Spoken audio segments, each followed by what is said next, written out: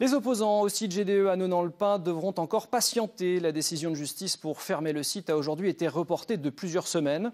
En attendant, les anti-GDE restent mobilisés avec en ligne de mire les Jeux équestres mondiaux. Jérôme Ragnaud et Charles Bézard. La justice entend bien se donner le temps de la réflexion. Les opposants attendaient un jugement sur la fermeture du site jusqu'à la fin des expertises. Ils devront patienter un petit mois de plus, car la juge des référés du tribunal d'Argentan ne souhaite pas trancher seule une affaire aussi épineuse. Elle l'a estimée suffisamment importante pour s'adjoindre de juge. Donc c'est pas très inquiétant, au contraire, ça prouve que notre affaire est en train de monter en puissance. Alors direction le site GDE, 288e jour d'occupation de l'accès à la décharge. Ce nouveau report est commenté à l'heure de l'apéritif. Ici, on s'est mis en mode été.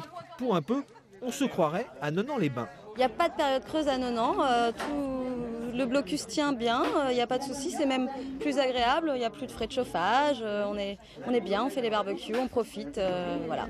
Sans perdre de vue tout de même le grand rendez-vous des Jeux équestres, une opportunité que les anti-GDE ne laisseront pas passer. Après tout, cette terre de Nonant, c'est celle aussi où naissent tant de chevaux.